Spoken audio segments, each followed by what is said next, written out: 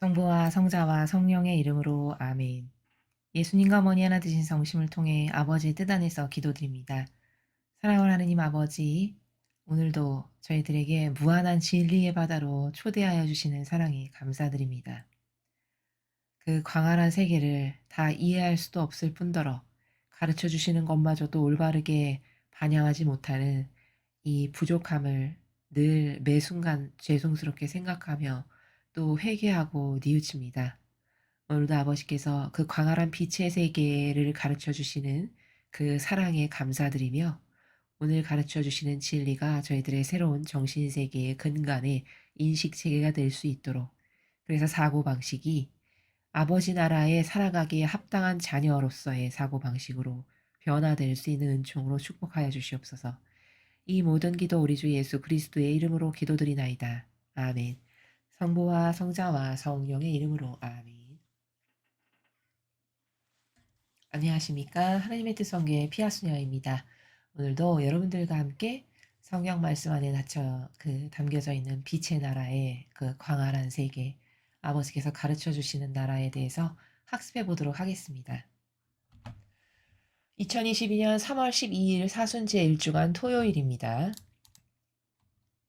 제1독서 신명기 26장 16절에서 19절까지의 말씀입니다. 모세가 백성에게 말하였다. 오늘 주 너희 하느님께서 이 규정과 법규들을 실천하라고 너희에게 명령하신다. 그러므로 너희는 마음을 다하고 목숨을 다하여 그것들을 명심하여 실천해야 한다. 주님을 두고 오늘 너희는 이렇게 선언하였다.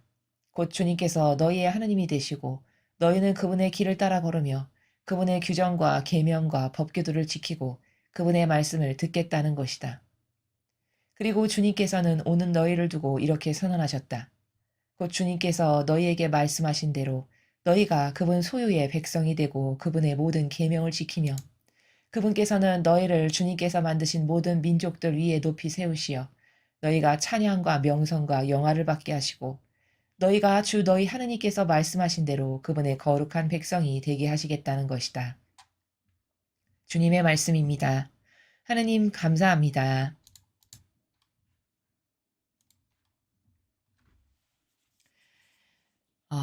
오늘 지금 여러분이 함께 저와 보신 신명기의 내용은 이제 모세가 어, 이집트에서 탈출한 그 백성들에게 하느님이 주신, 친히 주시는 그 명령의 그 내용, 법규들, 계명들, 이것을 잘 실천하고 살면 그럼 하느님께서 너희들에게 복을 내려주실 거다. 이러한 내용을 지금 백성들 앞에서 선언하고 선포하고 있죠. 어, 그 인간은 이런 오해가 있는데요. 지금 이스라엘 백성이 하느님께서 특별히 선택하셔서 우리는 축복받은 백성이다라고 해서 다른 이방인 나라하고 달라진 게 뭐죠? 달라진 거는 한 개밖에 없어요. 지켜야 될 법규만 하나 생긴 겁니다. 그 옆에 하느님의 백성이라고 선택받지 않고 하느님의 백성이라고 해서 선택받은 이스라엘과 그 나머지 여타의 하느님 모르는 나라와의 차이는 뭐 사람 눈으로 봤을 때 별반 다른 거 없고 하나 생긴 거는 그냥 이 백성에게는 규칙만 하나 더 생긴 거예요. 따라야 될 법규. 그렇죠? 그러면 사람은 어떤 저열한 사고방식 가운데 살아가냐면은 예를 들어 내가 신으로부터 축복을 받았다. 내가 선택된 민족이야. 기쁘다. 이러면 사람의 인지적 작용성에 어떤 게 있냐면요. 어떤 기대가 있냐면 막 당장 하늘에서 황금이 확 떨어지는 이런 축복을 기대하는 게 있을까요? 없을까요? 이런 게 있습니다. 내재적으로. 축복받았다 그러면 그렇게 뭔가 이렇게 눈에 확확 드러나게 뭐 부자가 되고 뭐가 확확 늘어나고 이런 것만 축복이라고 생각한다는 거죠. 그리고 오히려 뭐 하느님이 선택하셔서 뭐 백성이 됐다는데 아주 고달퍼 지켜야 될 법칙만 하나 더 생기고 법규만 많고 뭐 계명이 10개나 있고 이런 생각을 하게 된다는 겁니다. 그러면은 사실 본질의 나라에서 봤을 때는 그 황금 덩어리 하나 하늘에서 떨어뜨려 주는 것보다 이 계명에 순종함으로써 그것에 상응하는 아버지께서 순종을 해. 그래? 순종을 잘했구나. 그럼 그것에 상응하는 것을 주시고 거기서 더 순종을 잘해. 그러면 또 뭔가를 주시고 이렇게 해서 상생의 작용을 통해 하느님께 더 많은 신뢰와 믿음과 갈망의 크기를 막 키워나가게 되면 이게 정말 훌륭해지는 백성이 되는 거고 아주 복받는 민족이 되는 거고 이런 길인 거거든요. 그러니까 이런 어떤 규정이나 계명을 주신 게 큰 축복을 받은 상징인데 사람은 그걸 큰 축복을 받았다고 생각하냐? 그렇게 생각 못 한다는 거예요. 이스라엘 백성이 그런 함정에 빠졌던 거죠. 오늘날도 아마 똑같을 거라는 겁니다. 인간의 인지적 사고방식이 죄악의 속성 가운데 살아가면 그럴 수밖에 없다는 거죠. 그래서 아이러니하게도 이스라엘은 우리가 성경을 보면은 자신들에게 가장 좋은 모든 것을 다 가지고 계신 하느님이 계신데도 불구하고 옆 나라 이상한 우상 숭배하는 게 더 좋아 보여. 그래서 그 나라 거 따라하고 저 나라 무슨 태양신 뭐 따라하고 이렇게 온갖 우상 숭배와 잡것을 다 끌어들여서 하느님으로부터 노여움을 자꾸 사죠. 그게 왜냐? 왜 그런 부작용이 그렇게 이스라엘에 많았냐? 바로 자신들에게 하느님이 주신 그 축복의 의미가 무엇인지를 똑바로 깨달을 수가 없었던 거죠. 지금 제가 여러분에게 말씀드린 그런 연유로 인하여. 그게 왜냐하면 다친 거예요, 영이. 근시안적인 거죠, 아주 지극히. 그냥 당장 황금 덩어리가 하늘에서 뚝뚝 떨어졌다면 하느님이 계시니까 이렇게 좋구나, 축복받는다는 건 이런 거구나 이랬을 거예요, 아마. 근데 그런 게 아니었거든요. 하느님이 주신 축복이라는 거는. 그러니까 자신들이 생각했을 때에 뭐 대단한 축복이었고 오히려 그러니까 따지잖아요. 불평만 하고. 얼마 되지도 않아서. 만나를 주시니까 먹을 것도 없이 그냥 남의 눈치 보면서 종살이 하던데 이렇게 자유롭게 살고 먹을 걸 거저 주시니 감사하다. 이런 소박한 마음이 아니라 뭐야 맨날 똑같은 걸 계속 먹으라고 주는다는 거야? 이런 나라. 이런 삐딱한 이런 속성은 참 고결하신 주님의 세계로 인도하기에는 너무나도 저급한 거예요, 사실. 우리가 이런 거 있죠. 예를 들어서 방위가 있고 육군사관생도가 있습니다. 그러면 뭐 똑같은 군인이라고 했을 때, 나라를 위한 어떤 군인이라고 봤을 때, 육군사관생도는 방위하고 다른 점이 뭐죠? 그렇죠. 따라야 될 어떤 규율과 규칙이 막 철두철미한 거예요. 막 칼같이 아주 딱딱 부러지고 그쵸. 근데 방위는 그렇게 안 해도 돼요. 자기 맘대로 해도 됩니다. 누가 뭐라 하는 사람도 없어요. 그렇죠. 그걸 인간은 자유라고 생각해요. 그렇죠. 근데 육군사관생도는 올바로 된 사고방식이면은 그 방위 가라고 해도 안 가요. 오히려 영예롭게 여겨요. 자기가 그런 따라야 될 규칙이 철두철미하게 있는 그 삶을 산다는 것을 영예와 기쁨으로 느낍니다. 이게 사고방식이 올바로 된 사람은 이렇게 생각한다는 거예요. 그건 왜일까요? 왜 그걸 영예로 느낄까? 더 고달픈데 몸은. 더 방위보다 훨씬 힘들 텐데 왜죠? 그렇죠. 정신세계가 추구하는 바가 내가 저렇게 사는 거는 마음에 들지 않지. 내가 그래도 뭔가 이렇게 칼날 같은 각을 이루고 이렇게 해서 이루는 게 있고 이걸 통해서 정신을 더 강하게 무장하고 이래서 나라를 위해서 쓰여진다면 이게 기쁨이지. 어떤 이런 추구하는 가치의 절대적 기준이 있기 때문에 그게 몸이 고달퍼도 그걸 영예로 여기고 더 기쁨으로 느끼고 이런 게 있는 거거든요. 이런 건데 이것은 그러니까 정신세계의 차원에 따라서 사람이 기쁘다, 행복하다, 너무 만족스럽다라고 느끼는 건 천차만별로 이렇게 다른 겁니다. 그러니까 이스라엘도 참 저급한 거죠. 그 사고방식의 수준이. 하느님께서 자신들을 선택해 주셨다는 것만으로도 이미 그것만으로도 크게 기뻐해야 될 일이고 게다가 지켜야 될 법규까지 주셨어. 그럼 육군사관생도가 뭔가 칼날같이 각 있게 딱딱 지킬 게 생겨가지고 그걸 지키는 걸 오히려 영예로 여기고 기쁨으로 느끼고 이런 정신이 됐었으면 그렇게 패망하지도 않았을 텐데 그게 안 되는 거죠. 그런 정신세계가. 그러니까 그냥 어서 빨리 뭔가 눈앞에 바로바로 떨어지고 그냥 이득만 탁탁 나타났으면 좋겠고 그것만을 복이라고 생각하는 이런 수준이다 보니까 그러한 백성을 이끄시는 하느님의 입장에서는 정말 많이 이건 좀 인간적인 표현이지만 얼마나 많이 인내를 하셨을까? 얼마나 많이 화가 나셨을까? 이런 생각이 종종 들기도 하거든요. 그래서 지금 오늘 이 내용은 아, 너가 이것을 지켜라 라고 주시는 그 계명이나 질서가 있다는 것만으로도 그게 엄청난 축복인 것을 과연 인간이 진짜 사실적으로 깨달을 수 있을까라는 점이죠. 그것은 이런 것과도 비슷해요. 유치원생에게 부모님이 너 최소 이 5가지의 규칙은 우리 집에서 지키고 살자 해서 규칙 5개를 쫙 줘요. 그러면 그 규칙 5개를 열심히 잘 지키고 그래서 엄마를 기쁘게 하고 아빠의 마음에 들게 하는 이거를 행복으로 여길까요? 아니면 그 유치원생이나 초등학생이 번거롭고 귀찮고 왜 이렇게 힘들게 해? 이렇게 생각을 할까요? 그렇죠. 후자로 생각할 거라는 거죠. 근데 본질적으로 봤을 때는 그러한 규칙이나 규율을 주는 건 왜일까요? 괴롭히려고? 힘들게 하려고? 그게 아니죠. 그 낮은 수준의 사람에게 어떤 허들을 줌으로써 그것을 자꾸 지키면 그 사람의 수준이 업그레이드 되죠. 그렇죠? 그것을 지킴으로써 조금 더 올바른 사람이 되고 더 아름다운 사람이 되고 바른 사람이 되고 그렇게 해서 그 자녀가 성숙해지고 훌륭한 사람이 되게끔 하려고 부모님이 너 이거 5가지만은 지키자 이렇게 하는 거지 그 자녀를 사랑하지 않아서거나 괴롭히려고 한다는 게 아니라는 거예요.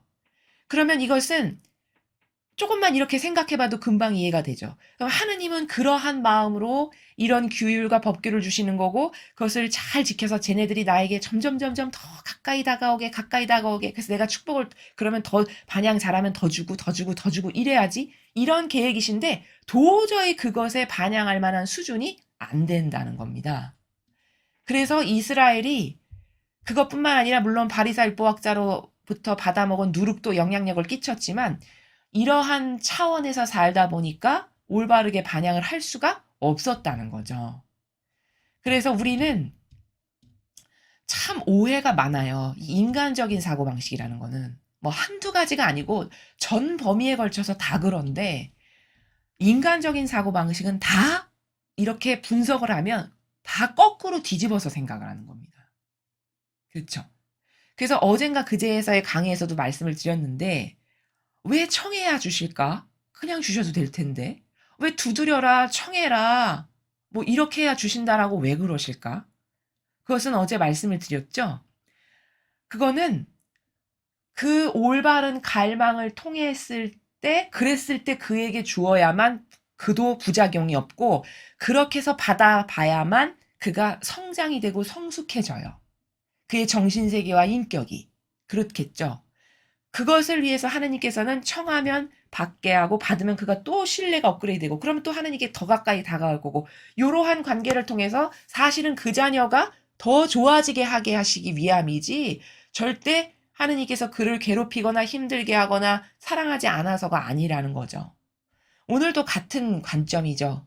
아버지께서는 정말 이스라엘 백성을 사랑하셨고 이들을 선택해서 이들이 반향을 잘해서 전 세계의 다른 백성이 봤을 때, 야, 하느님 믿는 백성을 보니까 저렇게 훌륭하더라. 인격도 저렇게 훌륭하고 모든 면에서 성공적이고, 야, 반향하는 걸 보니까 수준도 달라. 야, 우리도 하느님 좀 믿자. 이렇게 해서 그들이 본보기가 돼서 전 인류가 다 하느님을 믿는 이러한 세계가 되게끔 하시는 게 아버지의 계획이셨거든요. 사실은. 근데 첫 번째 선택한 이스라엘이 실패작으로 끝난 거예요. 그러면 아버지는 거기서 포기하시냐? 아니에요. 다른 나라를 통해서도 다른 이방 민족을 통해서도 또 그것을 새롭게 해서 이루십니다. 근데 그러한 일련의 과정 중에 인류가 지금 놓여 있는 거죠. 그래서 우리는 오늘 이 일독서를 통해서 발견해야 될 것이 뭐냐면 하느님께서 뭔가 지켜야 될 것을 주신다는 거는 나를 정말 사랑하시는 거고 나를 축복하셔서 더 성장시키고 훌륭한 인간이 되게 하시기 위한 아버지의 크나큰 선물이시구나. 그런데 그것을 오해하게 하는 건 우리의 자아 안에 살아가는 그 인간적 사고방식 안에 살아가게 하는 마귀. 그 마귀가 여기를 혼탁하게 함으로써 그것을 아우 귀찮아, 어려워, 아 고달퍼, 왜 이렇게 힘들게 해? 이런 마음을 갖게 한다는 것. 그래서 하느님과의 관계를 점점 멀어지게 한다는 것. 이런 것에 대한 오해가 없어야만 우리가 아버지께 장막 없이 가로막힌 것 없이 올바르게 반영을 할 수 있다라는 점입니다. 그래서 오늘날도 보면은 마라나타 메시지에서 계속 계명을 강조하시죠. 아버지께서. 그것은 그만큼 뭔가 그것을 지켰을 때 주시고자 하시는 은총이 있음을 얼른 알아차려야 돼요. 이런 진리를 이렇게 배우면 그 원리가 여태까지 배웠던 것을 근거로 해서 원리가 탁탁탁탁 이렇게 떠오르면서 아 지금 이 말씀을 하시는 거는 이런 원리에 근거해서 앞으로 이런 것을 하시려고 하시는 거구나. 이런 게 쫙 떠오르면서 깨닫게 돼야 되는 거거든요. 지금 이 일독서에서 말씀하신 바와 같이 오늘날도 저렇게 계명을 자꾸 강조하시는 것은 그것을 순종으로 받아들여서 지키는 자녀에게는 축복해 주시기 위함인 거예요. 그리고 그것을 정말 하느님의 말씀으로 철두철미하게 들어서 지키는 영혼은 복을 받을 수밖에 없겠죠. 왜? 순종하는 영혼이 요즘 세상에는 드무니까. 하느님과 하나 되려고 하는 사람이 별로 없으니까요. 그래서 우리는 이런 어떤 하느님이 주시는 이것 말고도 다양한 여러 가지 말씀들, 어, 그러한 것에 과연 내가 어떻게 반영하고 있는가. 그런 것에 오해 없이 내 뜻이 가로막아서 그것을 이해하는 인지적 작용이 부작용 가운데에서 오해하거나 곡해하거나 뒤틀리게 생각해서 내가 하느님으로부터 멀어지게 하는 이런 마귀에게 속지는 않는가. 이런 것을 한번 돌아봐야 하겠습니다. 자, 계속해서 복음 말씀 보시겠습니다. 마태오복음 5장 43절에서 48절까지의 말씀입니다. 주님 영광 받으소서. 그때 예수님께서 제자들에게 말씀하셨다. 내 이웃을 사랑해야 한다. 그리고 네 원수는 미워해야 한다고 이르신 말씀을 너희는 들었다. 그러나 나는 너희에게 말한다. 너희는 원수를 사랑하여라. 그리고 너희를 박해하는 자들을 위하여 기도하여라.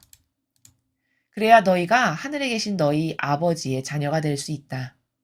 그분께서는 악인에게나 선인에게나 주님의 해가 떠오르게 하시고 의로운 이에게나 불의한 이에게나 비를 내려주신다. 사실 너희가 자기를 사랑하는 이들만 사랑한다면 무슨 상을 받겠느냐. 그것은 세리들도 하지 않느냐. 그리고 너희가 자기 형제들에게만 인사한다면 너희가 남보다 잘하는 것이 무엇이겠느냐. 그런 것은 다른 민족 사람들도 하지 않느냐. 그러므로 하늘의 너희 아버지께서 완전하신 것처럼 너희도 완전한 사람이 되어야 한다. 주님의 말씀입니다. 그리스도님 찬미합니다.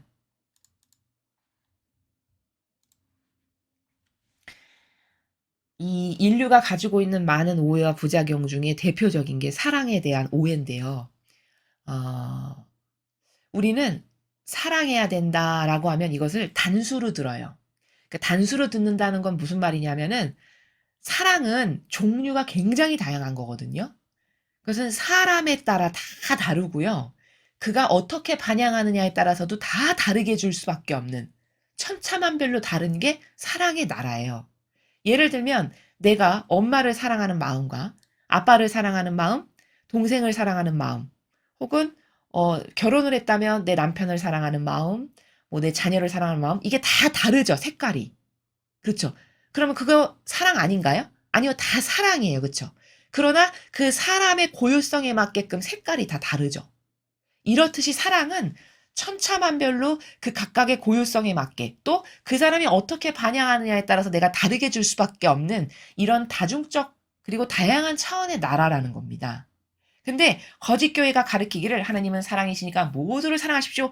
이렇게 단수로 딱 문을 걸어 잠그고 닫아 놓다 보니까 여기 사고 안에 어떤 심각한 오해가 있냐면 하나님은 사랑이래. 그러니까 저 사람도 사랑해야지. 안 그럼 내가 벌 받을 것 같아. 이렇게 생각을 하는 오해가 있다는 거예요. 물론 아버지는 모든 이에게 너그러우신 거는 맞죠. 모든 이에게 너그러우신 건 맞습니다. 그러나 성경에 보면 예수님께서 다 용서받는데 회개하면 성령을 거스르는 죄는 용서 못 받는다라고 말씀을 하셨어요. 그러면 이 말씀을 통해서 우리가 얼른 알아차려야 되는 건 뭐냐면, 이게 사랑이 아버지께서 하시는 사랑의 기준의 절대값이 다 다르구나. 용서 못 받는 차원도 있구나라는 걸 알아야 돼요. 그렇다면 성령을 거스른 죄는 용서 못 받는다는 이거는 어떤 차원이 용서 못 받는다는 건가? 이거는 아버지의 뜻을 가로막는 그러한 세력, 혹은 그 세력과 하나 된 자, 이런 영혼은 용서를 못 받는다는 거예요. 하느님의 뜻을 가로막는 게 그토록 무서운 죄입니다. 그러면 이게 누굴까요? 여러분, 세상 사람이 하느님의 뜻을 가로막지 않아요. 절대. 하느님의 뜻을 가로막는 건 저는 하느님을 가장 잘 알고 가장 많이 사랑하고 저는 아버지께 아주 잘해드리겠습니다. 이렇게 말을 하고 자원한 봉사자가 됐는데, 그런데 와서 전체주의를 도모하고 공산주의랑 하나 돼서 아버지의 뜻을 가로막아 이 세력을 두고 말씀하시는 거예요. 혹은 이 세력에게 아주 맹종하고 맹신하고 하나 되고 동조하는 이런 일련의 모든 세력. 이게 아버지 뜻을 가로막는 자입니다. 그렇다면은 내가 이렇게 사랑의 차원은 다양하다는 걸 알아야 되고, 두 번째로 아버지도 보니까 사랑의 경계값을 이렇게 다양하게 설정하신다는 것을 또한 알아야 돼요. 또한 세 번째는 뭐냐? 자, 내가 신적인 올바른 사랑을 한다는 거는 하느님이 사랑하시는 자녀를 나도 사랑해야 되고, 하느님이 미워하는 자를 나도 미워해야 돼요. 내가 똑바로 된 아버지의 자녀면. 그렇죠?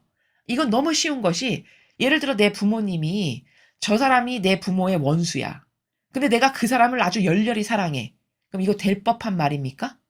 내 부모의 원수인데. 안 될 말이죠? 마찬가지예요. 저 세력이 하느님의 뜻을 가로막는 마귀인데, 그래서 하느님까지도 용서 못 받는다라고 설정값을 내리셨는데, 내가 하느님보다도 더 착한 사람처럼 행세하면서 모두를 사랑해야 된다라고 그러고 막 끌어안아. 그럼 이것은 하느님 입장에서는 나는 마귀예요. 마귀랑 하나 됐으니까. 이해가 되시죠? 이러한 차원의 나라를 이해해야 되고, 오늘 여기서 원수를 사랑해라, 예수님이. 그러면 이 원수가 누구냐? 이것은 제가 방금 전에 여러분에게 말씀드린 하느님의 뜻을 가로막는 악의 세력, 그 원수가 아니에요. 그 원수는 용서 못 받는다라고 말씀하셨는데, 여기서 그럼 사랑하라고 그랬으면 뭐야? 어떤 말이 진짜야? 이렇게 되는 거잖아요. 그렇죠? 여기 원수는 그 하느님의 원수가 아니라 사랑하지 않으면 원수 되는 지간이 누굴까요? 그게 가족이에요. 아주 친밀한 가족 관계. 그렇죠? 정말 사랑하라고 보내주신 특별한 관계. 사랑하지 않으면 불행해질 수밖에 없는 관계가 가족입니다. 근데 그 가족이 서로 포용하고 수용하지 않아서 미워해. 그럼 원수 된다라고 하잖아요. 바로 그 원수를 두고 하시는 말씀이에요. 너는 그 원수를 사랑해라 라는 거예요. 즉 가족을 두고 하시는 말씀이에요. 직접적으로 이야기하면. 그러니까 가족은 여러분 아버지의 뜻을 가로막는 마귀 세력이 아니죠. 그렇죠? 뭐 카발, 딥스테이트 이런 세력이 아니잖아요. 내 가족은. 그냥 단지 그의 부족함, 인간적인 부족함이 내가 마음이 넓지 못해서, 포용력과 하고 수용력이 넓지 못해서 그냥 싫어하는 거고 미워하는 거잖아요. 그러면 안 된다라는 거예요. 왜? 나도 그런 부족함이 있으니까, 인간적으로. 그러니까 그런 가족 간의 서로 간의 인간적인 부족함은 네가 다 포용하고 수용하고 끌어안아서 그를 사랑해야 되는 거란다. 그렇게 사랑하는 관계로 살으라고 너에게 특별히 맺어주신 인연이니까 그게 여기서 예수님이 말씀하시는 원수다라는 거예요. 그래서 너는 원수를 사랑해라. 이렇게 말씀하시는 겁니다. 이해가 되시죠? 그래서 보통 이 복음을 잘못 이 거짓 교회로부터 이상한 부작용으로 알아들은 게 여기 임팩트가 남아있으면은 어떻게 이해하냐면, 야, 하느님이 원수를 사랑하래잖아. 그러니까 저 마귀 빨갱이도 사랑하고 딥스테이트도 사랑하고 카발도 사랑하고 다 사랑해야지. 이렇게 생각하기가 쉬워요. 근데 만약에 그 세력이 하느님의 뜻을 가로막는 세력이잖아요. 그럼 그건 하느님도 용서를 안 해주신다라고 하셨어요. 근데 감히 내가 그 하느님의 경계값을 넘어서서 주제넘게 마치 선한 사람, 착한 사람인 척하면서 모두를 사랑해야 되니까 아니 사람은 다 부족한 거 아니겠어? 이러면서 사랑을 한다. 이러면 이것은 그 순간 내가 하느님의 원수가 되는 순간, 하느님의 적이 되는 순간이다. 왜? 그 마귀랑 하나 됐으니까. 이것에 대한 오해가 없으셔야 된다는 겁니다. 그래서 오늘 이 복음 말씀은 원수를 사랑해라의 그 원수가 누군지를 아는 게 핵심이에요. 가장 핵심. 그리고 사랑에 있어서 인간이 가지고 있는 다양한 오해의 체계가 무엇인가, 인지적 오해의 사고방식, 그것은 다 경계값이 있고 다 다른 거고 반향에 따라 다 다르게 주는 게 맞는 거다. 자, 하느님도 이스라엘을 그렇게 사랑하셔서 선민이라고 뽑아 놓으셨는데 반향을 똑바로 안 하죠, 이스라엘이. 그러니까 어떻게 하세요? 그렇게 사랑해서 특별히 뽑으셨는데도 남의 나라에 포로로 다 보내버리시고요. 그렇죠? 그것도 70년이나 살게 하시고. 어떤 때는 다 죽여버리시고 쓸어버리고 없애버리시고 이렇게 하시잖아요. 하나님은 자비하시고 그렇게 사랑이시라는데 막 죽여버리고 없애버리고 쓸어버리시고 이러시네? 그러면 그 아버지의 경계값이 무엇인가를 알고 나도 하나님을 사랑하고 하나 된 자녀니까 그대로 해야 된다는 거예요. 내가 진짜 하나님을 사랑한다면. 그게 올바른 신적 사랑의 정신의 나라라는 거죠. 이해가 되시죠? 그리고 이제 또 하나 덧붙여서 사랑이 나와서 말씀을 드리면 여기 후미에 보면 아까 뭐 악인에게나 선인에게나 비를 내려주시고 다 똑같이 이렇게 기회를 주신다. 그런데 네가 그렇게 차별해서 대우하면 안 되지. 이런 나라가 후미에 나왔잖아요. 그러니까 그거는 어, 아버지의 그 마음을 의역하면 이거예요. 물론 저 사람이 죄를 졌어요. 예를 들어서 악의 세력이에요. 그러면 어떤 마음가짐의 나라에서 그 악의 세력을 대해야 되냐면 그 죄악은 미워해야 돼요. 아버지 뜻을 거스른 죄니까. 근데 그 영혼 있죠. 물론 그 영혼이 어리석어서 그 마귀에게 동조하고 하나 되고 협력은 했습니다만 그 영혼만큼은 미워하면 안 된다라는 거예요. 그가 저지른 죄악은 미워하고 그를 꼬드긴 마귀는 미워해야 되겠지만 그러나 어리석고 배우지를 못해서 그 마귀에게 하나 되고 협력하고 동조한 그 영혼만큼은 가련하고 불쌍히 여겨서 그래서 그를 위해서 기도해 줄 때 아버지 저 영혼이 저 악을 깨닫고 저기서 빠져나올 수 있게 부디 회개할 수 있는 은총을 주십시오. 요 정도로 사랑하는 이러한 다양한 설정의 경계값이 있다라는 것을 우리가 오늘 이 사랑의 나라가 나왔으니까 인지를 하고 그러한 차원에서 다 다르게 또 반향에 맞게끔 그리고 가족은 무조건 사랑해야 하는 대상이고 하느님의 원수는 누군가 아버지 뜻을 가로막는 이 마귀 전체주의의 주도적인 세력 그리고 그것을 하나 되고 협력하고 동조한 이 세력이 아버지 적. 그럼 나도 그 적을 미워야 되는 거고. 그러나 그 적을 미워하는 건 마저도 어떤 마음의 스탠스를 가져야 되냐면 그를 속인 그를 활용하는 마귀 그 악은 미워해야 되겠으나 그 영혼만큼은 가련히 여겨서 부디 죽기 전까지 회개할 수 있는 은총을 주십시오. 예를 들어 기도를 해준다면 이렇게 기도를 한다는 이런 다양한 다차원적인 차원의 나라에서 사랑을 이해하는 게 올바르게 이해하는 것이다 라는 점입니다. 또 일독서에서는 제가 아버지는 선민이라고 뽑으신 이스라엘을 다른 백성하고 다르게 하신 거는 지킬 규칙 하나 주신 건데 그걸 축복이라고 이스라엘이 깨닫지를 못했다는 점. 오늘날은 과연 어떤가? 오늘날도 똑같이 그렇다라는 것. 그러니까 오히려 계명을 거추장스럽고 부담스럽고 뭔가 옥죄는 느낌이고 이런 것은 나의 그 자아가 수십 년 동안 살아온 경향이 죄의 경향 가운데 살아서 그런 거지 결코 그것은 우리를 옥죄거나 힘들게 하시려는 게 아니라 오히려 축복하시고 그걸 통해서 더 아름답고 훌륭한 영혼이 되게끔 하시는 아버지의 훈련 방법이시다. 축복의 사실은 통로다. 이런 것에 대한 오해가 없어야 된다는 것을 요약 정리해서 여러분에게 말씀을 드렸습니다. 이상으로 2022년 3월 12일 사순제 1주간 토요일 복음 해설을 마치겠습니다. 감사합니다.